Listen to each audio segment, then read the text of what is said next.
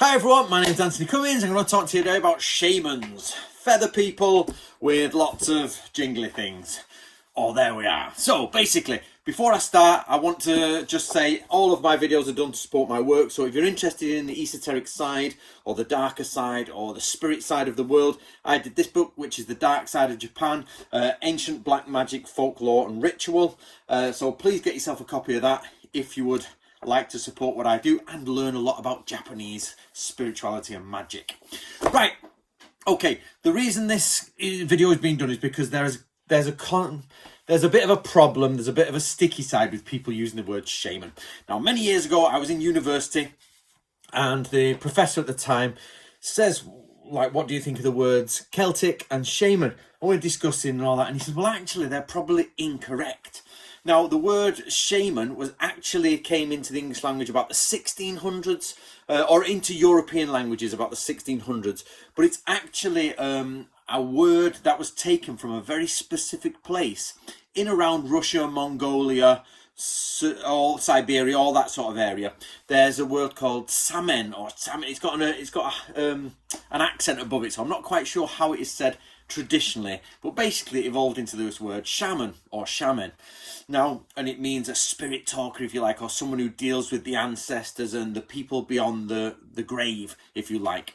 The wise man who speaks to the people who've passed and gone, and then they speak to him or her, of course, and they exchange. Now, of course, this idea of a spirit talker is in loads. It's in our culture as well. It's in Western culture. Priests speak to those people behind the veil. Saints, they pray to saints. They are the mouthpiece of God, if you like. The idea is that whatever's beyond the veil of life is spoken to this one person, and the one person speaks to the congregation. Now, there's a million words for that sort of person across all languages, across entire history. There are so many words, but we seem to have focused and kept shaman. Okay, so some people think we shouldn't really use the word shaman because it's specific to a region. But also the problem is that the word has come to have a meaning in the English language, and it means exactly what we think it does. Those who talk to the spirits, or those who talk to the other world behind the veil. Now, the professor said the same thing for Celtic. You got all these Scottish people with myself of Scottish ancestry. That's the Cummins tartan there. So all these Scottish people with ginger hair and ginger beards who are like, I'm Celtic, that's Irish. Let me think of a Scottish one. Okay, that's a Celtic language. And you got Irish and you got the Welsh, boyo. And they're all like, we're the Celts. Actually, the word Celt comes from, I think, Southern Europe somewhere, again about the 1700s, when the English were going out there and, Western Europeans were going out there and collecting everything because they had not much else to do because they owned empires. It's like, what should we do today, George?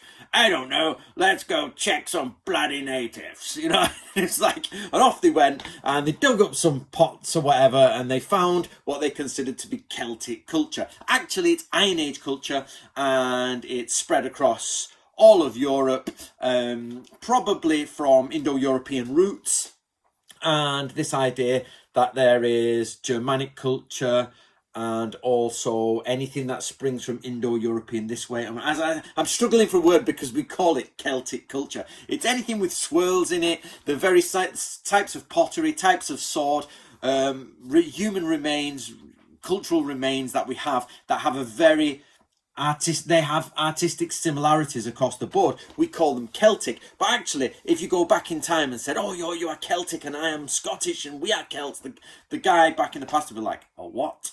They don't know what the word Celtic is. It comes from a specific tribe, I think, southern Spain, somewhere like that, Iberia, somewhere. And this guy took that word and used it to talk about the entire culture. It's the same as you get Beaker people. The Beaker people wouldn't know what you were talking about. If you said, "Are you Beaker people?" They'd be like, "No, what are you on about? We are this clan and they're that clan," and they had different identities, but they all used this same Beaker style in the different clans because the technology had moved. Now, this is the same for Jomon people in Japan who used rope to make their pots, and you would say, are you rope pot people? And they'd be like, no. So the simple thing is shaman is very specific to one place. The same as Celtic is very specific to one place. But this is the problem, is we have adopted the word, which is exactly how language works. You have loan words, and I think you have cognates, which are words from each other and connected to each other, but then you have loan words that come in. So we have a problem here. When you say, okay, I talk about Japan most of the time on this channel, and you say, okay, the shamans of Japan, and they're like... So in the 60s, 70s, they were publishing books and they had no problem using the word Japanese shaman. No problem. I even used the word shamaness, and my publisher went wild. Shamaness? What are you talking about? A woman shaman? Do you know what I mean? And they were like, and there's this idea that everybody gets a bit heated. Should you not use the word shaman?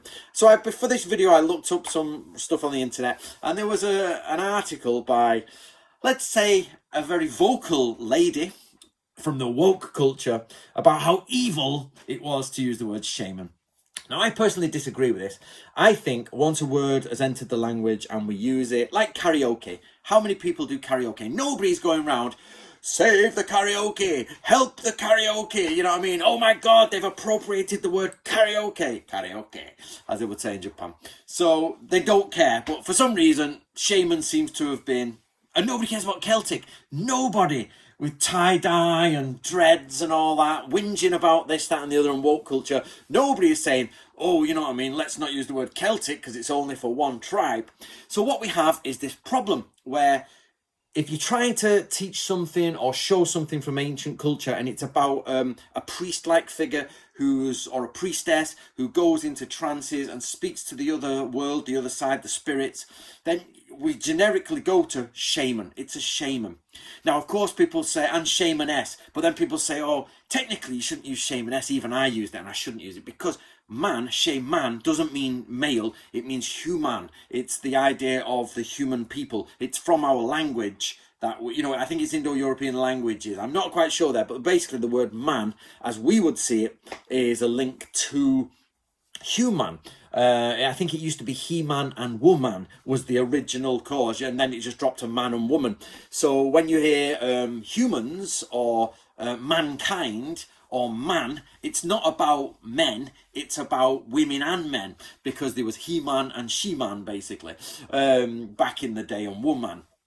So, where am I going with this? So basically, we're at a little bit of a balance point of what do we do? Do we use the word shaman? Do we not use the word shaman? And if we use the word if we don't use the word shaman, what should we use? So, for example, spirit talker, but that implies that you're talking to dead people who've gone, or ghost talker. Again, that's once was a human. Spirits probably once were humans, but then they're now gods. You know, God talker, you can't use that because it's a capital G, so you use a small g for God talker, but they're talking to multiple ones, so it's God's talker.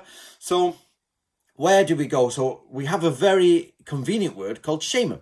So that's the struggle. I don't have an answer for you guys, but I just wanted to say, be careful when you use the word shaman.